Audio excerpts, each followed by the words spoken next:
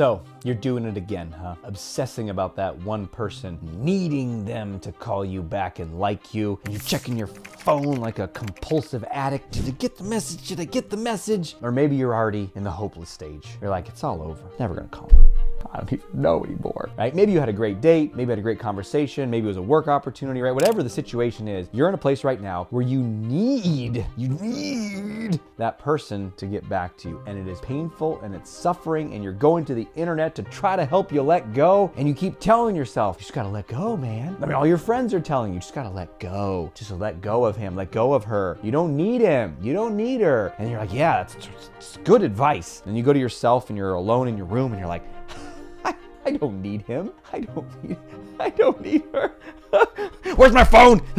And you're checking it again, right? So here you are, and I want to give you something that's actually going to help you see and feel and know that you don't need this person and you can let go and you can stop obsessing. But the key here is not just to give yourself some cliched blanket advice like there's plenty of fish in the sea and let them go. It's not going to work because there's a hook going on right now. You're mentally, emotionally, and energetically hooked right now. And like if you imagine like a fish hook in a mouth, you can't just let it go. Like the fish is caught in a hook and his friends are like, just let it go, man. He's like, I can't, it's pulling my face, right? So we need to let that go. And how do we do that? We have to understand what's hooking you so we can get it out. So what is hooking you? Well, there's really two big things that are hooking you. Number one is there is a idea in there that this person is the key to happiness, freedom, love, fulfillment, or glamour. Whatever is going to bring you permanent fulfillment. You say, I don't believe that, Aziz. I know that's all just like, well, no, you might not believe it up here, but the hook isn't up here. The hook is right here. Actually, the hook's in your heart. It's pulling you. So some part of you feels like, doesn't intellectually believe it, but feels like I need this person to get the feelings that I really want in life.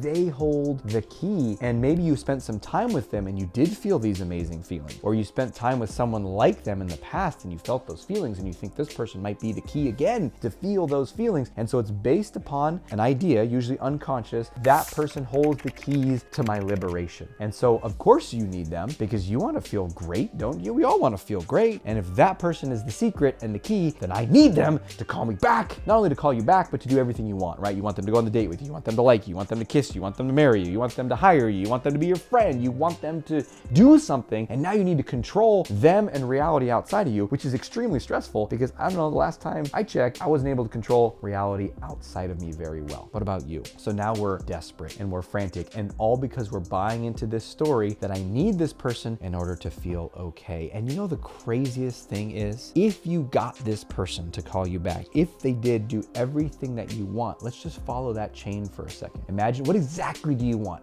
You can write the script right now. Your life is unfolding 1,000% just like you want it. You are a god, right? So they call you back. They say, oh, they laugh at your jokes, even your bad ones. They go on the date with you, they make out with you. You guys have sexy times, not too fast. The pacing is good, deep emotional bond. You fall in love. This isn't a quick fling. This isn't a friends with benefit nonsense. This is amazing, right? This is life-changing love. This is extraordinary. Is this what you want, right? Let's say this is all happening. It's so good. Okay, now, I don't know, 3 months, 6 months, maybe 9 months, some point, the intense chemical euphoria of the honeymoon stage will fade. You'd say, not for me, Aziz, this love is forever. I'm not saying you won't love him forever. I've been with my wife for 13, 14 years now. I love her more now than when we first got together. However, the first couple months of getting together was like a perma MDMA drip. I mean, nothing compares to that, you know? I want to be with her for the rest of my life, and the depth of our love is so much more powerful now than then, right? Because it was so brand new then. We have kids together, we have a life together. She's my soulmate, right? It's powerful, that bond. I would do anything for her. And the euphoria fades. So then what happens is you go back to your life, and have you ever been in a relationship with someone that was amazing, but then you still got problems, right? You're like, oh, I got this work problem. I'm irritated about my house. You might even be irritated with that person that brought you so much happiness, right? So who holds the keys? And why do you fight that? Why are you saying like, no, I want to give them the keys. I don't want these keys. keys. Why? Because it's responsibility. It's taking ownership for your own life and your own happiness and your own fulfillment and saying, look, I'm going to hold these keys. Now, the other reason though why the graspy is happening is because you might not believe that you have very many prospects. You might not believe in the most magical 4-letter word that there is. No, not that 4-letter word. Come on. No, next. There's always a next. And they'd say, well, not when I die, Aziz. Well, have you gotten there yet? Have you had an NDE? I don't know, but there's something next. I don't know what it is, but there's always a next, right? And certainly while you're alive, there's always a next. There's something coming up. So you'd say, but there's nothing after this. I cannot tell you, it seems so formulaic. Every person I've ever helped break up because it wasn't the right relationship for them, they wanted to break up, they came to me saying they wanted to break up, but they were too nice and too scared to do it. Every single one of them had the story is, after this person, there's nobody ever again. What? I know, it's delirious, it's delusional, but that's the story we tell ourselves. So are you telling yourself that story? There's never a next.